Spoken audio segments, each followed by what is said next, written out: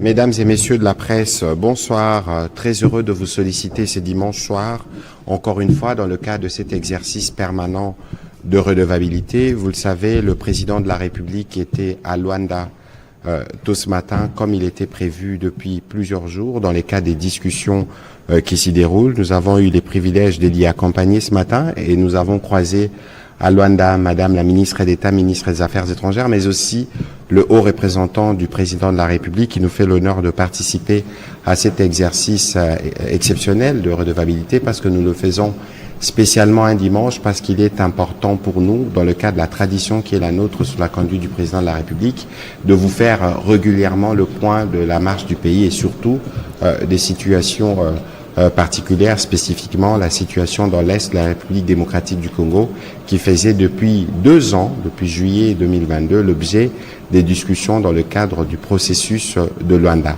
Vous avez tous suivi cet après-midi ou cet avant-midi que le président rwandais n'est pas venu comme cela a été prévu.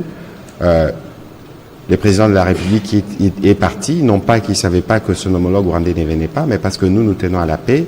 Et les gestes du président de la République étaient un geste de considération d'abord pour la médiation, qui s'est particulièrement activée, mais parce qu'il fallait montrer notre engagement pour la paix.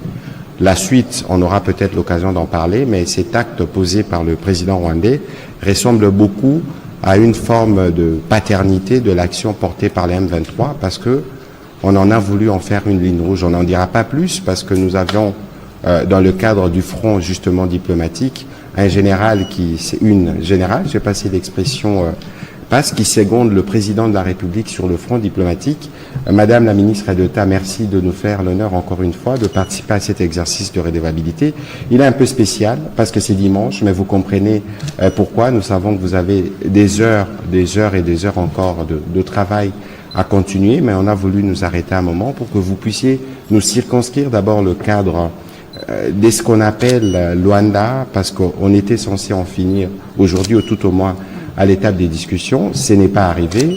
Nous donner une idée de la suite parce que nous savons que le président de la République a rencontré les médiateurs, mais aussi les péripéties et finalement pourquoi les discussions n'ont pas abouti. Madame la ministre d'État, bonsoir, bienvenue dans cet exercice des redevabilités. Je ne sais pas par quel bout vous voulez commencer parce qu'il y a tellement à dire, mais il serait souhaitable que vous nous dites en liminaire ce que c'était d'abord le processus, comment on a évolué et où est-ce qu'on en est avant que nous puissions prendre des questions des professionnels des médias pour éclairer la lanterne des Congolais. Vous avez la parole. Parfait. Merci beaucoup, Monsieur le Ministre. Et bonsoir aussi à tous les collègues de la presse. Merci pour votre intérêt et votre présence, en effet, un dimanche. Je pense qu'il serait utile de retracer le déroulement du processus de Luanda, qui a été lancé en juillet 2022, avec pour mandat spécifique de contribuer à un apaisement des relations entre la République démocratique du Congo et du Rwanda. Cette année, nous avons eu une série de réunions ministérielles dans le contexte de ce processus de Luanda, auquel j'ai participé. En 2024, il y a eu un total de 7 réunions ministérielles et j'ai eu l'honneur et la responsabilité de représenter les intérêts de la République démocratique du Congo pendant les dernières 6 réunions, à commencer par la réunion de juillet 2024 qui a abouti à l'entrée en vigueur d'un cessez-le-feu à partir du 4 août. Un cessez-le-feu, il est très important de le dire, entre la République démocratique du Congo et le Rwanda, étant donné que le processus de Luanda est un processus qui réunit 3 États, la République démocratique du Congo, le Rwanda et la République d'Angola en tant que facilitateur. Et donc, la réunion de juillet a abouti à cette entrée en vigueur d'un cessez-le-feu à partir du 4 août, signé par la RDC et par le Rwanda. Une autre étape importante a été franchie le 5 novembre avec la mise en place du mécanisme de vérification ad hoc renforcé à Goma. Je me souviens que cet événement avait été aussi largement diffusé et couvert par la presse parce que c'était une mise en place de ce mécanisme qui a été faite dans la présence des 3 ministres des Affaires étrangères, à savoir moi-même pour la République démocratique du Congo, le ministre Tete Antonio de la République d'Angola et le ministre des Affaires étrangères du Rwanda. Ce mécanisme a donc été lancé le 5 novembre et avec l'objectif de suivre la mise en place, ou la mise en œuvre plutôt, et l'exécution du cessez-le-feu et de faire des rapports en cas de violation du cessez-le-feu.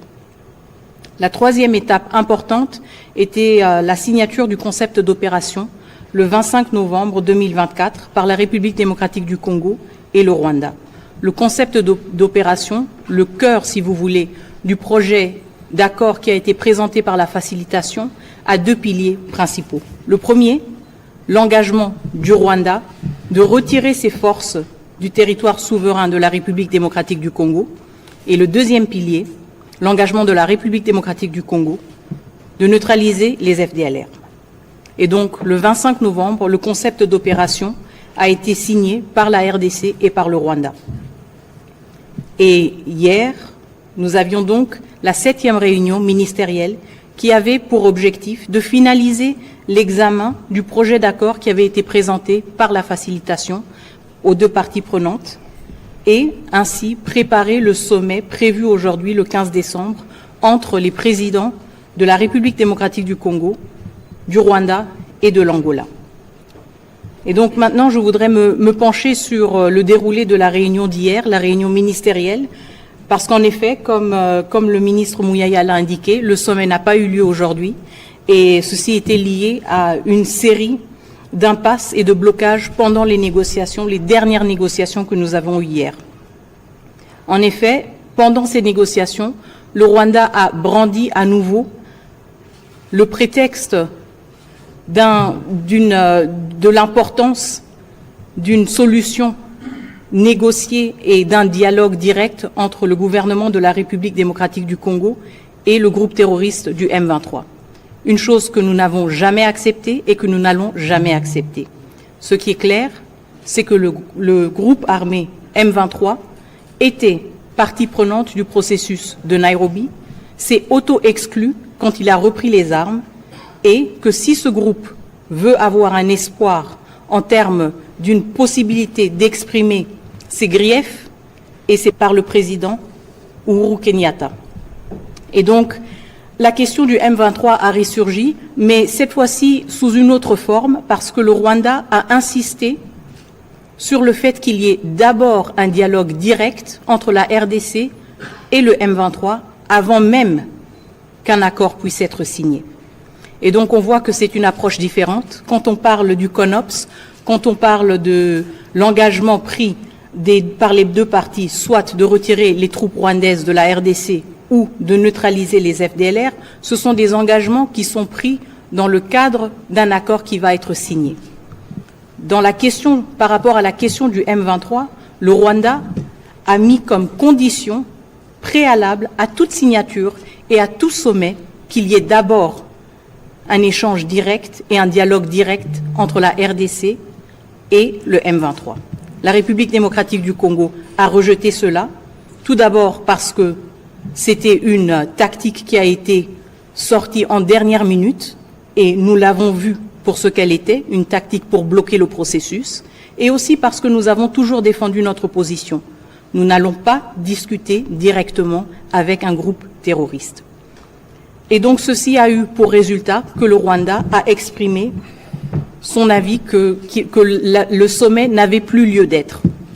Et donc nous nous sommes retrouvés dans cette situation malheureuse ce matin où nous avons dû constater que le président rwandais, Paul Kagame, avait décidé de ne pas honorer l'invitation de son homologue angolais. Le président de la République démocratique du Congo, son Excellence M. Félix-Antoine Tshisekedi Tshilombo, lui, a honoré sa parole et il a honoré aussi les efforts inlassables du facilitateur et s'est rendu ce matin à Luanda.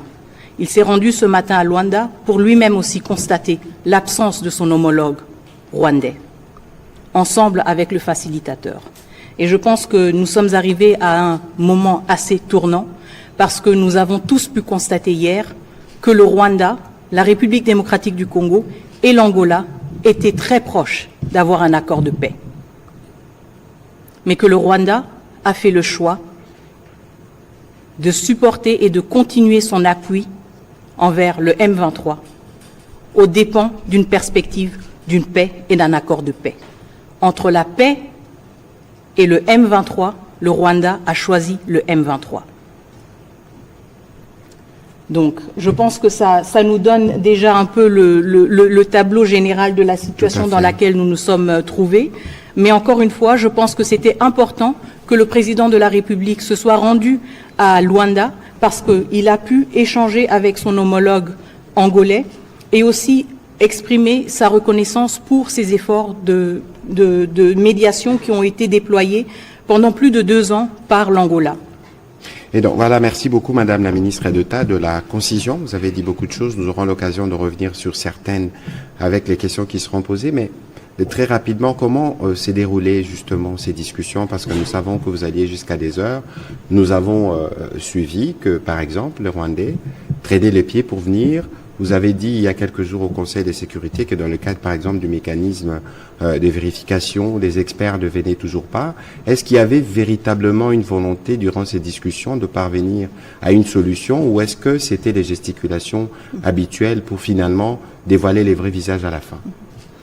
Je pense que ce qui est important, c'est d'éviter les spéculations et de se concentrer sur les faits et sur les postures et sur les décisions politiques que le Rwanda a prises et que le Rwanda doit assumer. À commencer par le cessez-le-feu, entré en vigueur le 4 août. Depuis le 4 août, nous avons tous observé des violations récurrentes de ce cessez-le-feu par les forces armées rwandaises présentes en République démocratique du Congo en violation flagrante du droit international.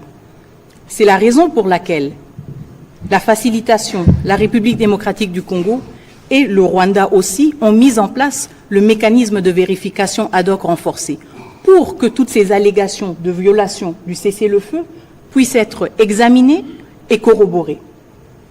Et donc ce mécanisme a été mis en place le 5 novembre, mais aujourd'hui, le 15 décembre, donc 40 jours plus tard, nous notons avec déception que la République démocratique du Congo a déployé ses experts le 5 novembre, que l'Angola a déployé ses experts le 5 novembre, mais que nous attendons jusqu'à présent les experts du Rwanda. Et j'ai même soulevé la question ce lundi au Conseil de sécurité, et je me souviens que l'ambassadeur du Rwanda a répondu que les experts étaient en route. Je ne sais pas s'ils se sont perdus.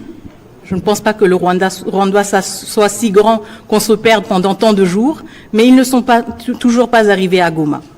Donc, depuis lundi, et selon la réponse de l'ambassadeur du représentant permanent du Rwanda aux Nations Unies, les experts du Rwanda qui ont été nommés pour participer au mécanisme de vérification ad hoc sont en route vers Goma. Le temps qu'ils arrivent. On va commencer la série des questions. On commence par Monsieur Bienvenu Marie Bakoumania, et puis ce sera Ange Kassongo, puis Monsieur Achille Kadima.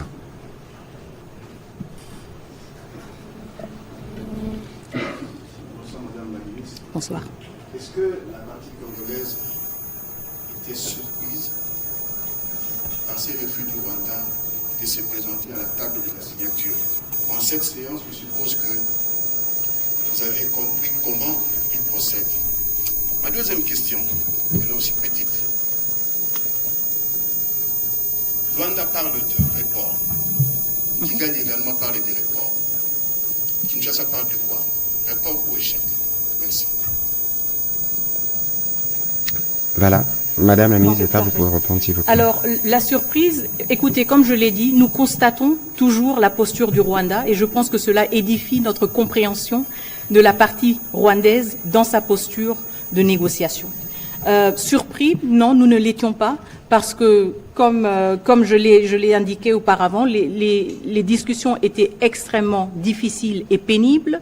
Nous avons reconnu qu'il y avait un manque de bonne foi, et ça de manière perpétuelle, et à 1h du matin, après plus de 6 heures de négociation, quand la nouvelle est arrivée que le Rwanda allait se retirer et que le président Kagame n'allait plus participer, nous n'étions pas surpris, parce que c'était pour nous l'aboutissement d'un effort perpétuel qui avait été mené pendant la journée. Et nous n'étions pas surpris parce que nous nous sommes rendus compte que l'étau se resserrait sur le Rwanda. Si nous avions eu la présence du président Kagame et la signature, nous serions maintenant dans un contexte d'obligation légale, dans un contexte dans lequel un chef d'État ou 3 chefs d'État auraient signé un accord et seraient tenus redevables pour sa mise en œuvre. Et donc pour nous, c'est une confirmation de la posture du Rwanda et nous parlons de manière très ouverte de cette confirmation de la posture du Rwanda parce que ça a été aussi un long combat pour la République démocratique du Congo de dévoiler justement cette posture du Rwanda au monde entier. Et donc nous restons mobilisés pour la paix. C'est pour cela que nous avons participé jusqu'à la dernière minute. C'est pour cela que notre président s'est rendu à Luanda. Mais nous ne sommes pas surpris que le Rwanda n'ait aucun intérêt à ce qu'il y ait un accord et à ce qu'il y ait une paix durable. Sa posture, comme j'en ai parlé, que ce soit par rapport au cessez-le-feu, que ce soit par rapport à la question du mécanisme de vérification ad hoc, ou que ce soit par rapport aux postures qui sont défendues même dans le Conseil de sécurité, la posture du Rwanda nous montre clairement que c'est un État qui ne respecte pas le droit international, que c'est un État qui n'a aucun scrupule de violer le droit international et de se présenter comme victime. Et nous, notre combat diplomatique, tout comme notre combat en termes de communication, est justement de montrer à toutes les parties prenantes le vrai visage des uns et des autres. Le nôtre, il est clair. C'est un visage d'un pays déterminé, c'est un visage d'un pays qui cherche la paix et qui reste engagé malgré les défis et les obstacles. Par rapport à votre deuxième question, est-ce que c'est un report ou un échec? Bon, l'un n'exclut pas l'autre. L'échec, en effet, il doit être constaté. Encore une fois, il y a un président qui invite ses homologues, qui invite 2 de ses homologues, et un qui ne vient pas, qui ne daigne pas d'honorer cette invitation. C'est un échec. La conséquence, c'est que certains acteurs essayent quand même de rester mobilisés pour la paix et font preuve de patience et de sagesse et disent « nous allons quand même continuer nos efforts ». Et c'est pour cela que nous n'abandonnons pas. Et c'est pour cela qu'il y aura un autre sommet. Et c'est pour cela que nous parlons ensuite d'un report. Mais d'abord, tout d'abord, c'est un échec. Et c'est l'échec du Rwanda. Tout à l'heure, apparemment, il y avait un petit souci de micro. Donc, la ministre d'État répondait à votre question si la République démocratique du Congo était surprise par la posture du Rwanda, ou encore pourquoi on parle, nous, des non-tenus, ou pourquoi on parle des reports, des discussions. Mais la vérité, c'est un échec pour le Rwanda. L'autre vérité aussi, c'est qu'il y a eu la démonstration de qui veut la paix et qui ne la veut pas. Il y a eu la démonstration de qui est le vrai fondateur, parrain, porte-parole du M23. Et c'est tout à fait clair. Les faits aujourd'hui démontrent qu'il y a un pays qui veut la paix, qui travaille aux côtés du médiateur, mais il y a un autre qui, par des subterfuges, trouve des voies et moyens pour pouvoir s'y dérober. De toute façon, nous, avec le président de la République, on y mettra fin, d'une manière ou d'une autre. Madame Ange Kasongo, s'il vous plaît.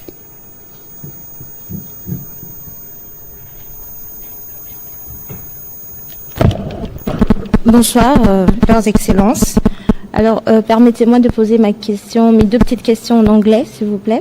C'est Ange Kasongo pour Reuters. So the first is, can you tell us, please, what Kigali expects from the DRC with regard to the FDLR specifically?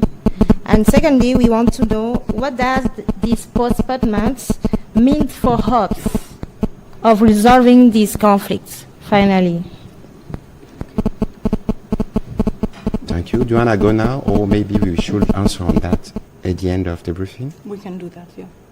Okay, we will come back to your question. At Let's the end. finish with French first.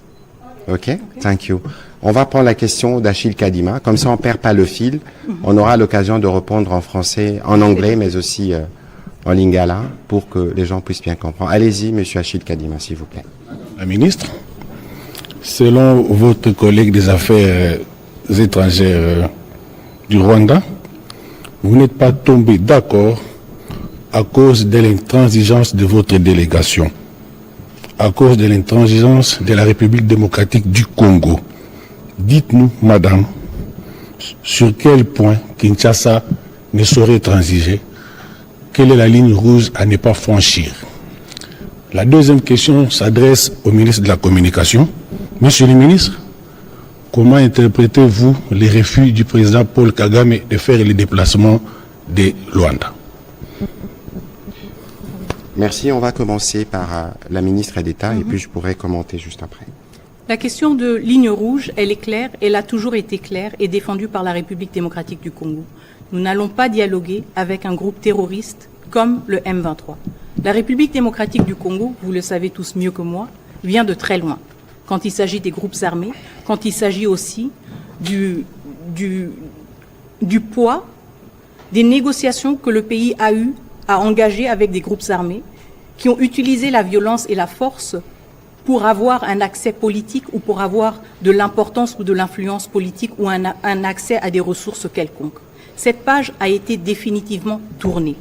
Et c'est pour cela que pour nous, il est inacceptable.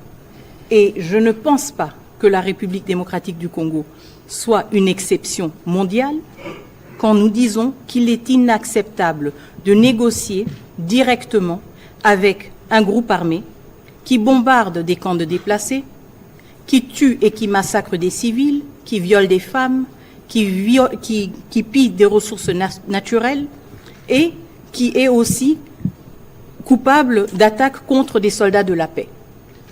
Cette ligne rouge, elle n'est pas exceptionnelle. Chaque autre pays qui se respecte et qui respecte sa position en tant que pays membre des Nations Unies n'accepterait jamais de parler avec un groupe armé comme le M23 et de lui donner ce degré de légitimité.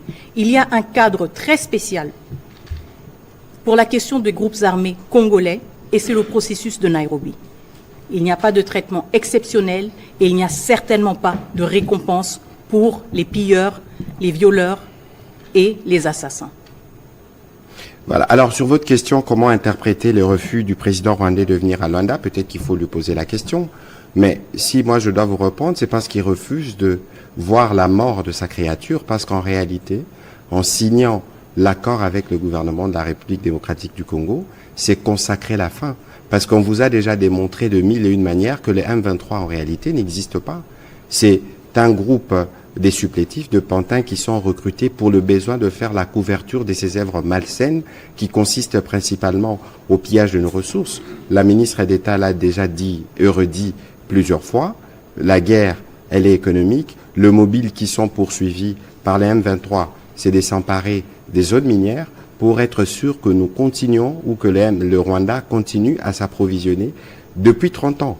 Et aujourd'hui, pour nous, dans la stratégie du président de la République, sur tous les fronts d'ailleurs, militaires, diplomatiques, médiatiques, économiques et judiciaires, c'est de mettre fin à toutes ces gesticulations. Et donc, sa non-venue aujourd'hui, ce n'est qu'une manière de retarder ce qui va lui arriver parce que nous finirons par y arriver à travers les différentes stratégies que nous avons mises en place. Et donc ça doit être bien clair et c'est pourquoi, pour cette question spécifique de l'Est, nous disons que les médias, que les Congolais, nous devons tous faire bloc derrière le président de la République. Et nous savions aujourd'hui qu'il ne viendrait pas.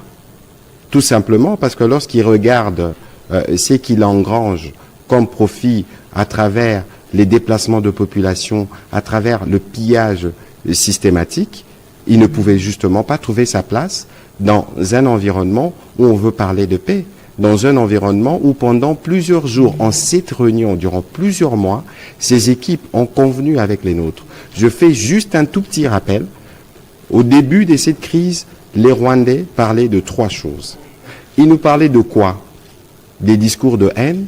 Donnez-nous un exemple. Dans un pays de 100 millions d'habitants, discours de haine. Deuxième chose, ils nous parlaient de la problématique de réfugiés. Le vice-premier ministre Lutundu, qui a précédé Madame la Mineta à cette fonction, a signé avec la partie rwandaise des accords sous les auspices de Philippe Augrandi à Genève pour régler la problématique de réfugiés. Et que par la suite, il y avait cette question récurrente, jamais achevée des FDLR, mais nous avons concédé parce que nous voulons aller vers la paix lorsqu'on parle de neutralisation. Et donc aujourd'hui, il y avait donc sur la table plus aucun prétexte pour que nous ne puissions pas faire le pas en avant. Mais lorsqu'on est obnubilé, on est on s'est nourri pendant longtemps du sang et des minerais du Congo, on veut continuer à avoir cet appétit. Mais comme je vous l'ai dit tout à l'heure, on finira par y mettre fin.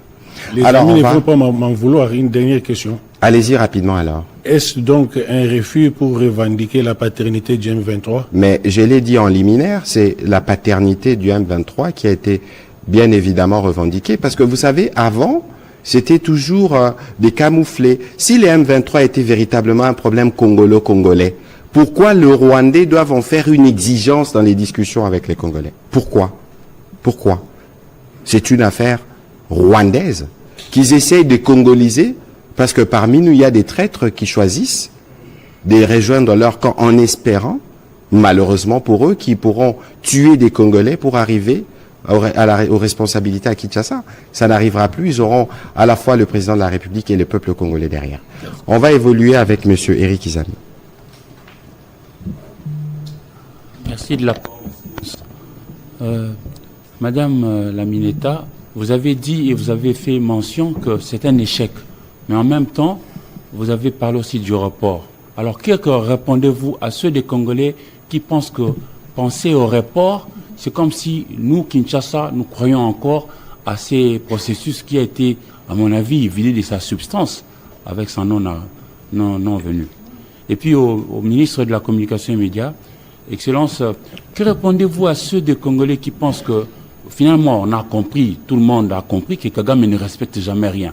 Mais encore, il faut seulement lui faire la guerre. Mais, que répondez-vous à ceux des Congolais qui pensent que nous devons lui faire la guerre parce que finalement il ne va pas nous donner la paix sur un bout de papier? Écoutez, ces Congolais qui veulent la guerre, ils ont raison. Mais il faut regarder le coût que cela représente dans un contexte où nous avons déjà des millions de personnes qui sont décédées. Il faut regarder l'environnement diplomatique dans lequel Madame pourra peut-être mieux dire que moi. Il faut regarder aussi la détermination du président de la République à veiller sur la vie de chaque Congolais. Parce que fort malheureusement, la plupart de ces conflits se déroulent sur notre territoire. C'est pour ça que lorsque nous vous parlons du front diplomatique, le front diplomatique qui aurait pu, avec son rythme, nous donner des résultats. Lorsqu'on parle du front judiciaire, du front économique, du front médiatique, c'est parce que nous devons combiner tous ces efforts pour mettre un terme à une situation qui perdure depuis 30 ans. Madame la ministre d'État. Tout à fait.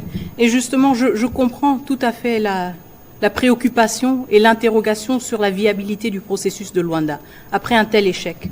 Mais en même temps, comme le ministre Mouyaya l'a indiqué, notre combat, il se décline sur plusieurs fronts.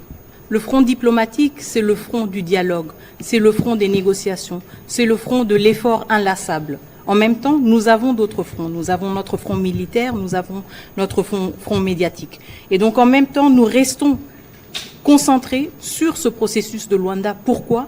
Parce que c'est un processus qui va rendre le Rwanda redevable, qu'ils le veulent ou pas. Absolument. Et nous allons continuer la pression et nous sommes reconnaissant du fait que nous avons aussi un facilitateur qui reste déterminé à trouver une solution durable à ce conflit.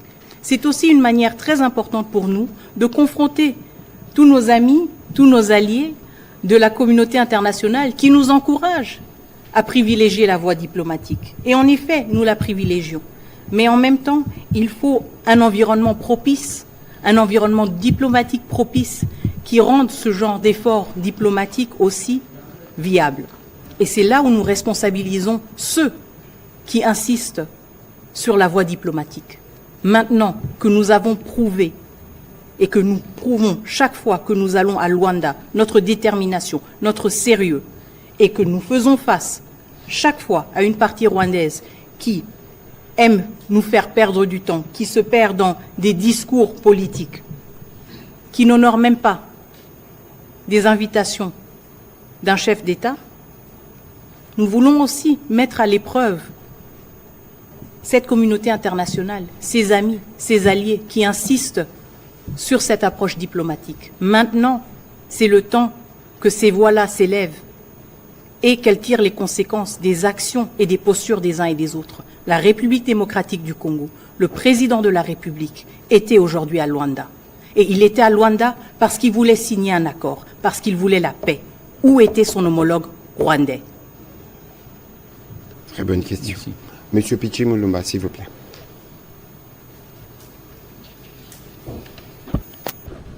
Merci pour la parole, monsieur le porte-parole du gouvernement. Madame la ministre d'État, j'ai une préoccupation et deux autres que je vais relayer du confrère Saleh des Associated Press. Je note l'échec du processus. Néanmoins, la République démocratique du Congo reste mobilisée, vous l'avez dit, pour la paix. Mais comment feriez-vous comme gouvernement sur le front diplomatique pour faire pression sur Kigali pour qu'il adopte une position sincère et cesse son jeu de duplicité revendiquant, le ministre de la Communication l'a dit, la paternité du M23. Alors, l'idée de cette question, c'est que quel est le contenu de l'accord proposé par la médiation? Est-ce que dans cet accord, les médiateurs fait-il expressément allusion au dialogue avec le M23? Et puis, c'est depuis le 30 novembre que le texte de l'accord vous a été proposé par les médiateurs. Et pourquoi votre réaction n'est venue que seulement hier? Ok, très bien. Alors, par rapport à la première question, comment est-ce que nous voulons maintenir la pression diplomatique? Nous le faisons dans tous les forats. Nous le faisons à travers ce genre de prise de position et ce genre de communication publique. Nous le faisons dans nos interactions avec le corps diplomatique. À cet effet, nous avons déjà pris la décision aussi de rencontrer le corps diplomatique accrédité en République démocratique du Congo pour avoir un échange franc sur le déroulé du processus de Rwanda et cet dernier épisode.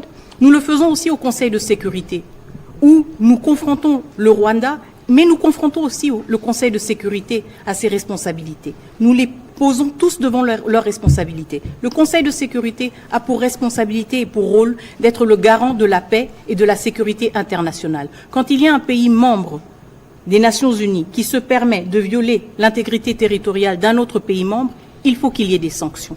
Et nous n'allons pas nous lasser de rappeler aux membres permanents et non permanents du Conseil de sécurité qu'ils ne sont pas en train de faire leur travail correctement. Donc juste pour vous donner un échantillon, si vous voulez, des démarches de plaidoyer que nous entreprenons. Il y a évidemment aussi d'autres démarches de plaidoyer qui sont plus discrètes, qui se font aussi derrière les coulisses. Et donc c'est une complémentarité, si vous voulez, d'efforts qui se font aussi à des différents niveaux. Le contenu de l'accord. Alors, pour vous expliquer, le projet d'accord nous a été donné lors de la deuxième réunion ministérielle. Et donc, les travaux des différentes réunions ministérielles s'étaient concentrés sur l'examen de cette proposition qui a été faite par la facilitation. Et donc, nous avons procédé par l'examen chapitre par chapitre de ce projet d'accord. C'est la raison pour laquelle certaines questions qui ont bloqué sont survenues seulement plus tard. La question du CONOPS, donc la question du désengagement des troupes rwandaises du territoire de la République démocratique du Congo et la question de la neutralisation des FDLR, nous a pris quand même assez longtemps parce que c'était un travail qui devait être fait au niveau des experts. Et une fois que ce cap a été franchi, nous étions quasiment à la fin de l'examen de ce projet d'accord que la facilitation nous a présenté.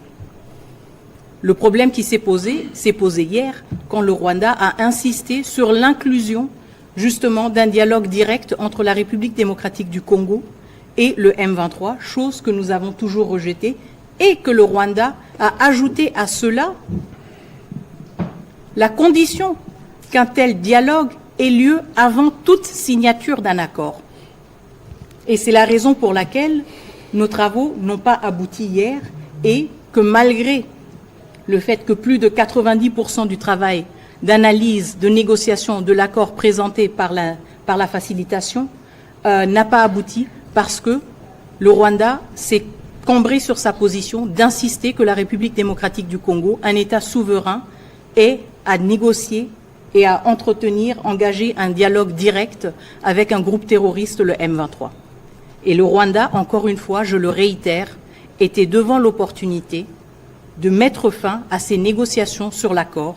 Nous avions tous l'opportunité d'adopter ce projet d'accord, mais le Rwanda a préféré privilégier le M23 et a sacrifié la paix et l'accord, en tout cas temporairement, pour plutôt protéger le M23.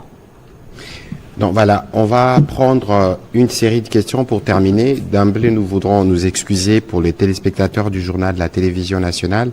Nous grignoterons quelques minutes sur le 20h parce qu'il nous reste 5 minutes. Il y a quelques questions en anglais, il faut qu'on épuise une question en lingala aussi. Donc on va prendre les questions de M. Jean-Paul Kabongo, de M. Chris Okamringa et on va terminer par les questions de M. Fabrice Oningala. S'il vous plaît.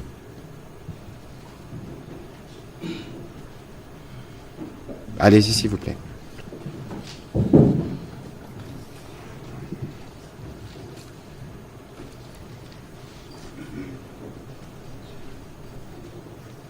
Merci, Monsieur le Ministre, pour la parole. Ma préoccupation, elle est toute petite. Alors, au regard de tout ce qui s'est fait aujourd'hui... Vous pouvez élever un peu la voix, s'il vous plaît. Au regard de tout ce qui s'est fait aujourd'hui, on comprend que cette position du Rwanda, c'est une position qui a déjà été fustigée par beaucoup de Congolais. Alors, ma préoccupation est de savoir quelles sont les informations en votre possession, vous, gouvernement, qui font assez que l'option d'une guerre directe contre le Rwanda et certains autres voisins ne soit pas d'actualité, ne soit pas appliquée. Bon, la question, on ne va pas dire que ce n'est pas une option sur laquelle l'on travaille. Je vous ai parlé du front militaire. Mais il y a un coût à la guerre qu'il faut payer. Pourquoi on paierait le coût de la guerre lorsque nous évoluons dans un contexte diplomatique qui peut nous permettre d'arriver à la solution? Et donc, c'est toute la démarche de la Mineta, et vous avez vu qu'elle nous a dit qu'on est arrivé à 90% du processus, et que, même si aujourd'hui la tripartite ne s'est pas tenue, qu'il existe encore des leviers à son niveau. Et lorsque je parle, je n'ai pas envie de rappeler ce que nous disons toujours, que jamais on a autant investi parallèlement dans notre armée. Et donc, ça veut dire que nous, comme gouvernement, nous avons un tableau de bord. Autant nous avons un tableau de bord, autant nous intégrons le fait que nous n'évoluons pas dans un monde isolé et que tous les conflits sont interliés et pour lequel nous devons aussi être en mesure d'écouter certains autres de nos partenaires, tels que le ministre d'État l'a évoqué tout à l'heure. Et donc, il faut considérer qu'au point où nous sommes sur tous les fronts. Ce n'est pas parce qu'il y a un respect des cessez-les-feux, entre guillemets, qu'on dit nous dormons ou qu'on sommeille. C'est pas parce qu'il y a les discussions à Luanda que nous disons que le front judiciaire, on ne le réactive pas. C'est pas parce qu'il y a des discussions à Luanda que nous disons qu'au plan économique, nous ne faisons rien. C'est pas parce qu'il y a des discussions à Luanda que nous disons au plan médiatique, nous nous taisons, tout va bien. Non. Donc, il faut considérer que nous sommes dans une stratégie générale où les fronts sont interliés et le tout est piloté par le commandant suprême, le président Tshisekedi. Monsieur Kanyuni, allez-y rapidement, s'il vous plaît. Allez-y, Madame la ministre. Juste pour ajouter quelque chose à l'explication déjà très complète du ministre Mouyaya. En effet, il y a plusieurs dimensions et il y a une complémentarité entre ces dimensions. Ce qui est aussi important, c'est que les décisions qui sont prises sur quelle dimension on privilégie sont évidemment nourris par les dynamiques contextuelles. Et donc, tout autant qu'on s'investit sur le front militaire, diplomatique ou de communication, en même temps, cela se fait toujours en fonction de la réalité que nous observons.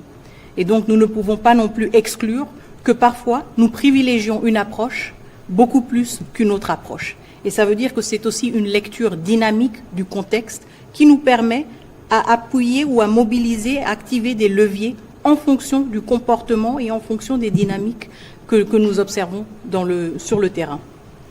Voilà, Monsieur Kanyuni, allez-y, s'il vous plaît. Merci. Bonsoir, Madame la Ministre. Tout le monde est revenu sur l'absence du président rwandais à Luanda. Et moi, je vais directement sur le point parce que j'ai vu le président honoraire du Kenya, Uhuru Kenyatta, avec le président angolais, le président congolais. Est-ce qu'on retourne sur le processus de Nairobi? Ça, c'est la première. La deuxième, depuis la résurgence du M23, c'est pour la première fois que les FARDC, ces groupes rebelles, s'affrontent 15 jours consécutifs. Quelle garantie vous pouvez apporter aux populations du Grand Nord? Grand Nord, c'est Beni, Butembo, Lubero, qui craignent pour une éventuelle avancée des rebelles. Pour le ministre de la Communication, Mouyaya, la position du gouvernement congolais est connue. Pas de question du dialogue direct entre le gouvernement et le M23. C'est connu. Mais apparemment, ou pas apparemment, le président Museveni serait, lui, partant pour un dialogue entre le gouvernement congolais et le M23 dans l'EAC, l'Eastern African Community. Et Pendant ce temps, nous sommes en opération conjointe dans le Grand Nord entre l'armée congolaise et ougandaise. Et connaissant cette région, ça fait 25 ans que je suis reporter de guerre. Ne craignez-vous pas qu'à un moment donné, l'Ouganda fatigué laisse peut-être un couloir au M23 d'avancer sur ces zones-là pour faire plier Kinshasa? Merci beaucoup. Merci. Madame la ministre d'État. Merci beaucoup. Alors, par rapport à la présence du président Uhuru Kenyatta à Luanda et les interrogations autour du processus de Nairobi, parler d'un retour sur le processus de Nairobi voudrait sous-entendre qu'il y a eu un départ. Et ce n'est pas le cas. On a plutôt privilégié le processus de Luanda. Pourquoi? Parce qu'il s'agissait de la question de la présence des forces armées rwandaises sur le territoire national congolais et sur l'urgence justement de rétablir l'intégrité territoriale de la République démocratique du Congo. En parallèle, évidemment, il y avait le processus de Nairobi qui a eu un peu moins de visibilité, si vous le voulez.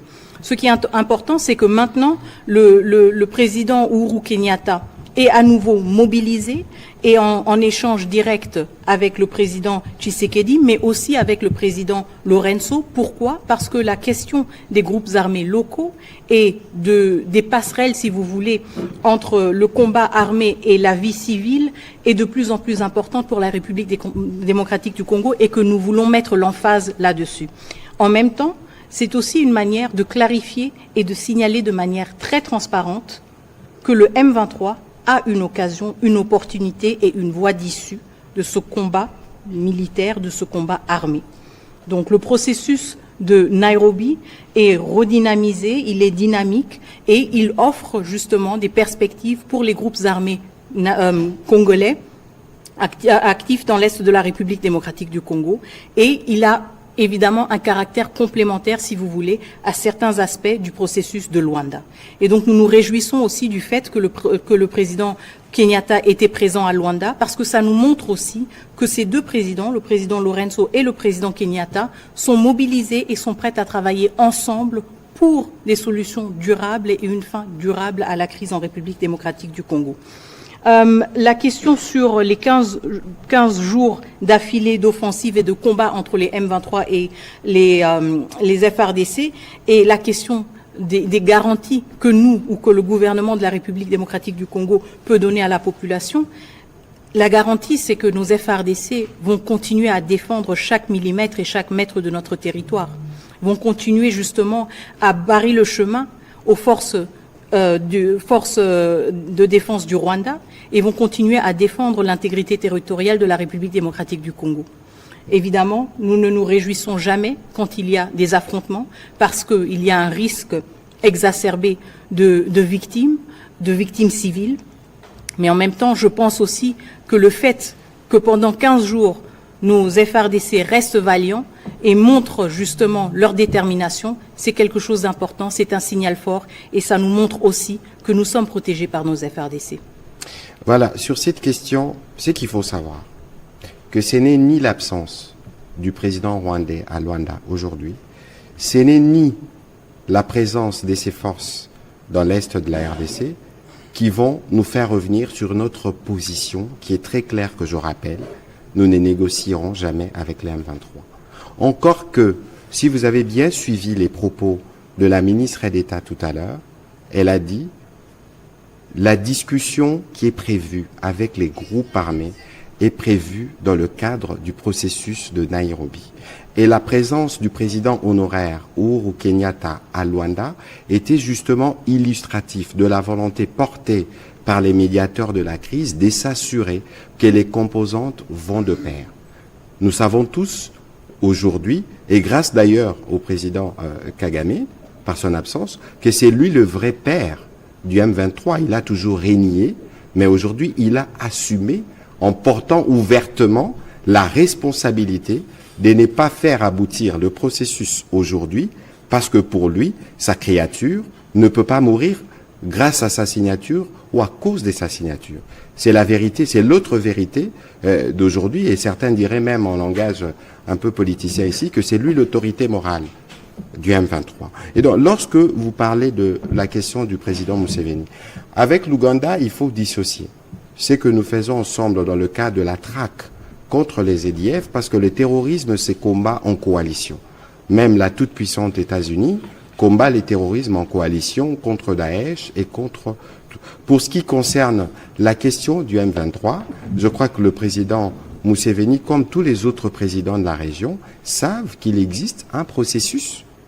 Et donc aujourd'hui, envisager ou penser que Madame la ministre d'État et d'autres experts s'assieront avec des terroristes reconnus qui tuent, qui endeuillent et qui déplacent, ce serait illusoire.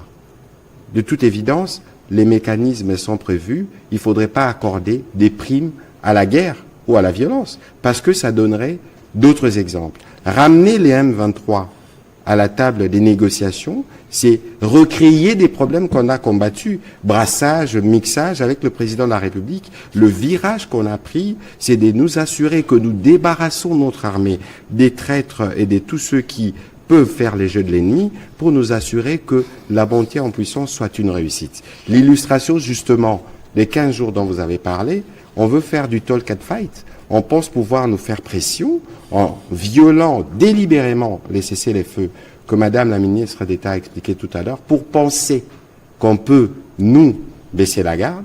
C'est mal connaître la stratégie du président de la République. On va prendre alors Monsieur Kamringa et puis la question en Lingala. Merci beaucoup, Mr. Ministre, pour cette opportunité. J'ai travaillé avec chaîne anglophone, donc je voudrais poser mon question en anglais.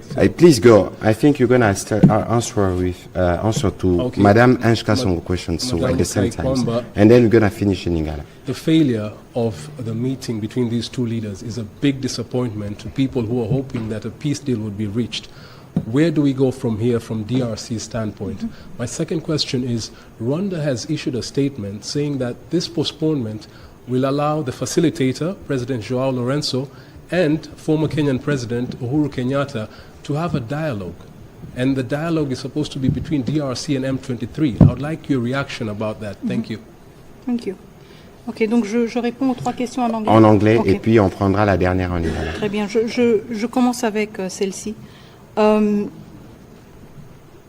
So, yes, of course, the failure of today's meeting is a disappointment. It's a disappointment, but it's not a surprise. And the fact that we have suffered, we as a community of countries that are seeking a durable solution to this conflict, the fact that we have suffered a setback does not change our resolve, because we have the responsibility towards our fellow countrymen and countrywomen to ensure that they live in peace, and we have the responsibility to guarantee that perspective. Where do we go from here? I think this is an important conversation that needs to happen about the accountability and holding all the participants accountable for their postures, for their actions or their lack thereof in this process. And I think, again, actions speak louder than words, and we have seen the actions of the Rwandan government throughout. I think this was a turning point, and we do hope and expect that it will have repercussions also in the perception of Rwanda's role in this crisis. Now, about the press statement from the Rwandan Ministry of Foreign Affairs speaking about facilitators having a dialogue with the M23. Well, the role of facilitators is to be a go-in-between to a certain extent, depending on their mandate. And I think this is for the facilitators themselves to decide if they wish to engage with the M23. Again, I can only reiterate the position of the government of the DRC. We do not want to repeat unfortunate precedents where we engaged in conversations and in dialogues with armed groups and rewarded violence. And this is why there is no perspective for direct talks between the M23, a rebel group, a terrorist group that has raped, killed, and terrorized millions of Congolese citizens. There is no perspective for a direct dialogue between the government and the M23. The perspective that is offered to the M23 is to return into the Nairobi process, a process designed for Congolese armed groups who seek to put an end to their armed struggle. And this is the decision, and I hope the independent decision, that the M23 should be able to take, to clearly state also whether it is a puppet or whether it is an autonomous group that thinks and acts for itself. The two questions from Madame Ange Kasongo. The question on the neutralization of the FDLR and what Rwanda expects from the DRC. This was elaborated in the CONOPS. I will not go into the details of that. The question of neutralizing the FDLR is not a new one. It's an issue that the DRC has worked on, including in joint operations with the Rwandan Defense Forces. And so the question here is to neutralize FDLR elements that are still active and present in the DRC to the extent possible. I want to emphasize the fact that the FDLR have been present and active in DRC for the past 20 years, but they have also been combated by the DRC for the past 20 years. And so while we make the commitment to neutralize the FDLR, I think this goes hand in hand with a thorough assessment of the FDLR as they currently stand, their numbers, and their threat capacity. And there is a need also to contextualize this in the efforts of neutralization to make sure that we have a clear picture of what threat the FDLR, what real physical threat the FDLR represents. The second question was the hope to resolve the crisis. I think I answered this a bit in the first question that your colleague asked. But again, I think the government of the DRC cannot afford not to hope and not to fight for peace. This is our responsibility towards the citizens of this country. And as we mentioned repeatedly today, this effort is articulated on various dimensions. There's the diplomatic efforts, the military efforts, the legal efforts, the communication efforts.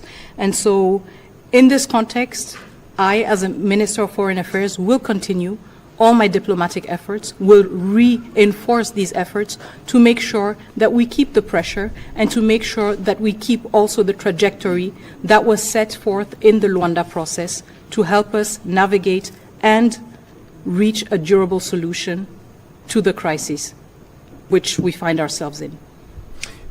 Thank you so much. La ministre d'État répondait à quelques questions en anglais portant notamment sur la neutralisation des FDLR et sur la suite du processus, sur notamment la manière dont on va construire la paix. On va prendre rapidement la dernière question en Lingala pour être en mesure d'expliquer à ceux qui nous suivent en Lingala ce qui s'est passé. Solo na lombango bai Congo démocratique bazalaki na elika penza ya komona masolo ya bai nkumu ya ekolo pe nkumu ya ekolo ya Rwanda basolo la po na kotia ukio na mambi matali bitumba o moniela ekolo Congo démocratique nzoka nde makamana masalemite na yo mwana mboka Patrick Muyaya utalisa na bai Congo démocratique solo bitumero continuer toujours tope bino pe mbula matali ekolo Congo démocratique ndenge to monaki Toma koengela kamambia bapaya ko tia mokoloto na mikanda kuna na ekolo ya Russie epesaki sayo motema na bai Congo démocratique balobi solo Congo démocratique telemi pona ko bundisa bongo bai ba ko sala biso mabe masolo yango mama bosola ki ndenge nini kuna na Russie et puis na Ntoma Patrick Muyaya tokobunda tope tokobunda te tozela kaka Kagame to bondela kaye yepe atubaka biso bembeli na sima mokongo matondimi. Je commence avec la Russie. Allez-y, s'il vous plaît. Je vais être brève sur la question sur la Russie. Donc, ba négociation to zalaki nango na Russie, to signé ba accord na ba russe, ba accord différent pour na kosali sabiso kosala na ba domaine différent. Eza la domaine ya défense, eza la domaine ya économie. En plus, il faut boyer ba que Russie na République démocratique du Congo, to zalaka na ba relation diplomatique. Maintenant, il y a 65 ans. Donc, discussion Petozala Kinango et Zaki Kotala, après 65 ans, Tolingi Tokende, Nengenini. Donc, Toyokani que, en 2025, Tokofanda, RDC, na Russie, To Kanisa, ba stratégie, pour na Kosala, ba coopération na Bisso, et Zalamoi, Makasi, na ba domaine différent, y compris défense, mais ba domaine Missou Souneti agriculture, P. Donc, wana Ezala qui, objectif ya discussion tozala ki nango na Sochi na Russie et tokanisi qu'en 2025 toko continuer ba masolo wana na ba Russe. Voilà, na motuna na yo, mais yo moko na kati ya motuna opesi yano. Est-ce que yo sur la muka olobi lelo na okene musala te? Olobi lobi okepe musala te? Soko telemi obunda te, oko vivre ndenge nini? Soki otelemi obundela ekolo na yo te, oko vivre ne bitumbe kosila ta? O biso tokei kokende kovanda kosolola na président angolais eza pe bitumba bakosa bino te. Mama Mineta bisika zali eza parce que temps eza mokuse bon akota bino na ba détail eza te. Omoni ba Rwandais l'air babandaka bazaka ko wangana. Ah biso M23 biso te. Ah biso boete kasi lelo bomoni autorité morale na bango abimi. Lelo soko tali Kagame koma biloba loba. Bokende gauche boye koloba na ministre na ba réseaux sociaux. Matin midi soir Mama Mineta l'air bakendaka Luanda.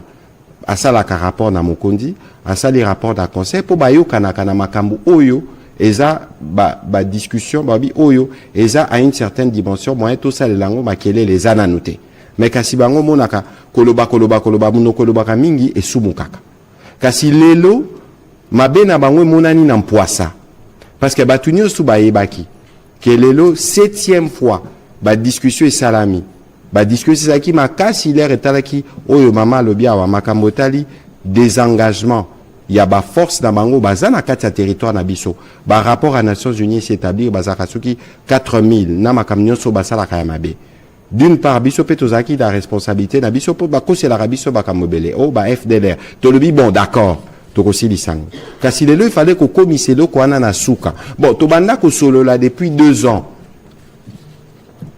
Mukula suka bango baye balobi biso na bino moyen to tcha mokolo to ezate na papier parce que bosololité na batu na biso ya M23 mais boni bango balobaka M23 eza ba congolais ko bundana ba congolais boni bongo bango ba rwandais baya ko telema balobi soki bino ba congolais entre bino boyokanité biso na bino to kiko signer est-ce que ça suspecté par ça et là kisi ke papa aboyi mwana na ya kufa mwana oyo asalelaka pona koyiba pona koboba pona kovioler pona kopie kasi biso pe otosali eza pe kozala yuma te toza awa na bisa bino tozaka na ba front mitano ya liboso ya basoda ya mibale ya mama diplomatie ya misatu justice ya mine économie ya suka bino bapandisango yango tozo sala exercice o tozo ba pena lingala po ba o bazana ndaku baye ba bitumba oyo ezala bitumba ya président Félix Antoine Tshisekedi te eza bitumba ya ba congolais yepe akuti bitumba oyo ebanda depuis 30 ans kasi na ye lelo toza na mutu moko commandant moko okiko mema biso po bitumba esila yango to sala ba campagne ya bendele ko ya te po ba congolais nyonso ba telema tokoki kozala biso na ba divergence politique eksida makambo etali ko batela ekolo opposition ezalaka te biso nyonso na sima président lelo stratégie na biso eza claire tozali pe ko avancer po lelo to lakisi elongi ya nani aza mukolo M23 ozomona donc ba congolais bazolanda biso na ba obo kosolola na bango boyebisa bango ke toza na mama na biso général na makambo etali diplomatie ataza na galante neti basoda ngape général na makamotali communication tozo bunda na sima président de la république pe tozo longa ba bataille eza teneti lelo abitumbeza na front ezabo ezalaka bongo mais na suka bitumbo biso toko ganyango wana ezeloko bino ya motuya il faut bozana wana mutu pe bino ya motuya botelemelaka ba congolais nyonso bokutana na bango na makambo etali est ou etali mapinga biso nyonso il faut totelemaka. Madame la ministre d'État, on va terminer cet exercice, mais c'est la diplomatie, on le sait. Vous avez suivi des questions où on pense, beaucoup de Congolais pensent qu'il faut aller vers la solution militaire, c'est celle qu'il faut privilégier. Il y a eu ce qui s'est passé aujourd'hui. Qu'est-ce que vous pouvez nous dire, et ce sera votre mot de la fin, en termes de perspective?